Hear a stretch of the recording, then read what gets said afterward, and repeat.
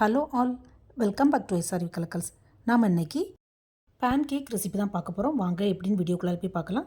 அதுக்கு முன்னாடி நம்ம சேனலை ஃபஸ்ட் டைம் பார்க்குற ஃப்ரெண்ட்ஸ் ப்ளீஸ் சப்ஸ்கிரைப் பண்ணி வச்சுக்கோங்க. அப்போ தான் நான் போடுற வீடியோஸ் எல்லாமே மிஸ் ஆகும் உடனே உங்களுக்கு நோட்டிஃபிகேஷன் வரும். பேன் கேக் பனானா வச்சு எக் வச்சும் பண்ணலாம். பட் நான் அது எதுவுமே இல்லாமல் சிம்பிளாக வீட்டில் இருக்க பொருட்களை வச்சு பேன் கேக் பண்ணியிருக்கிறேன். ஸோ எல்லாருமே ட்ரை பண்ணலாம். வாங்க எப்படின்னு பார்க்கலாம். நான் இந்த பேன் கேக் பண்ணுறதுக்கு கொஞ்சம் கோதுமை மாவும் கொஞ்சம் மைதா மாவும் எடுத்துருக்கிறேன். ரெண்டுமே சேம் குவான்டிட்டி அளவுக்கு எடுத்துக்கோங்க. இப்போ ஒரு மிக்சிங் பவுலில் இந்த கோதுமை மாவையும் மைதா மாவையும் சேர்த்துக்கலாம். நான் ஆல்ரெடி மாவை சலிச்சு தான் வச்சுருக்கிறேன். நீங்களும் சலிச்சு சேர்த்துக்கோங்க. இப்போ இது கூட கொஞ்சம் சுகர் ஆட் பண்ணணும். நான் சுகர் பவுட்ரு தான் ஆட் பண்ணுறேன். சுகர் பவுடரோட குவான்டிட்டி பார்த்திங்கன்னா நம்ம மைதா மாவு கோதுமை மாவு எந்த அளவுக்கு எடுத்தோமோ அதுக்கு நேர் பாதி அளவுக்கு. இப்போது 2 கப் எடுக்கிறா இருந்தால் 1 கப்பு சுகர் சேர்த்துக்கோங்க. சுகரையும் சேர்த்து நல்லா மிக்ஸ் பண்ணி விடணும். இப்போ இதில் கொஞ்சம் பேக்கிங் சோடா, அதாவது பேக்கிங் பவுடர் இல்லை சோடாப்பு, கொஞ்சமாக 1 ஸ்பூன் ஹனி, கொஞ்சமாக வெண்ணிலா எசன்ஸ் சேர்த்து நல்லா மிக்ஸ் பண்ணி விடணும். வெண்ணிலா எசன்ஸை ஸ்கிப் பண்ணாமல் ஆட் பண்ணிக்கோங்க ஃப்ரெண்ட்ஸ். அப்போ தான் பேன் கேக்கு ஃப்ளேவர் நல்லாயிருக்கும்.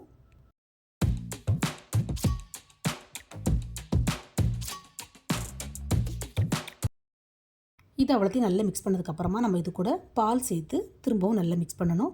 பாலோட குவான்டிட்டி பார்த்திங்கன்னா நம்ம மைதா கோதுமை எந்த அளவுக்கு எடுத்தோமோ அந்த அளவுக்கு பால் சேர்த்து மிக்ஸ் பண்ணிக்கோங்க.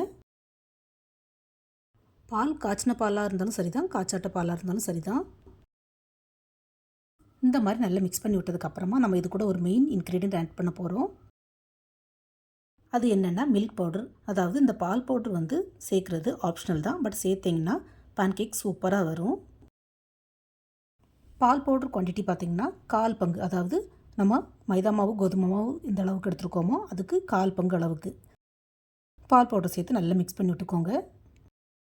நார்மலாக யாருமே பால் பவுடர் சேர்த்து பேன் கேக் பண்ண மாட்டாங்க, பட் சேர்த்து பண்ணி பாருங்கள், டேஸ்ட்டு செம்மையாக இருக்கும்.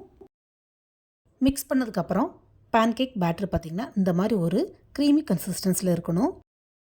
இந்த பேட்டரை ஒரு 5 மினிட்ஸ் ரெஸ்ட்டில் வச்சுட்டு நம்ம பேன் கேக் பண்ண ஆரம்பிக்கலாம். ஃப்ரெண்ட்ஸ், மேக்ஸிமம் இந்த பேன் கேக் பண்ணுறதுக்கு நான்ஸ்டிக் தோசைக்கல் அல்லது நான்ஸ்டிக் பேன் எடுத்துக்கோங்க. பேன் சூடானதும் இந்த மாதிரி ஒரு குழிக்கரண்டி அளவுக்கு பேட்டர் எடுத்து அப்படியே தவாவில் ஊற்றணும். ஆனால் தேய்ச்சி விடக்கூடாது. பேன் கேக் பண்ணுறதுக்கு இந்த ப்ராசஸ் ரொம்பவே முக்கியம். பேட்டர் ஊற்றுனதுக்கப்புறமா இந்த மாதிரி ஒரு லிட்டு போட்டு மூடி வச்சுக்கலாம். கொஞ்சம் நேரம் அதை டிஸ்டர்ப் பண்ணவே கூடாது. அதே மாதிரி ஃப்ளேமும் லோவில் வச்சு தான் பண்ணணும். ஜஸ்ட் 2 மினிட்ஸில் பேன் கேக் நல்லா வெந்து மேலே இந்த மாதிரி டிரான்ஸ்பரண்ட்டாக பபுள்ஸாக வர ஆரம்பிக்கும். இதுக்கப்புறமா லைட்டாக ஃப்ளிப் பண்ணி விட்டுக்கலாம். ஃப்ரெண்ட்ஸ், நான் இந்த பேன் கேக் பண்ணுறதுக்கு ஒரு சொட்டு கூட கீயோ ஆயிலோ யூஸ் பண்ணவே இல்லை. நீங்கள் தேவைப்பட்டால் தவாவில் ஒரு சொட்டு கீ கூட அப்ளை பண்ணிக்கலாம். பேக் சைடும் நல்லா வெந்ததுக்கப்புறமா எடுத்து ஒரு பிளேட்டில் தனியாக வச்சுக்கலாம்.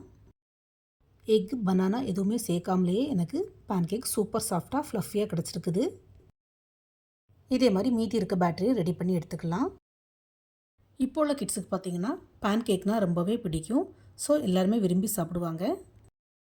ஈவினிங் ஸ்நாக்ஸுக்கு வீட்டில் எதுவுமே இல்லைன்னா டக்குன்னு இந்த பேன் கேக்கை ரெடி பண்ணிடலாம்.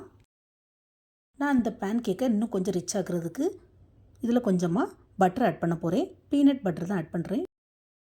நீங்கள் இதுக்கு பதிலாக சாக்லேட் சிரப்பை கூட ஸ்ப்ரெட் பண்ணி விட்டுக்கலாம்.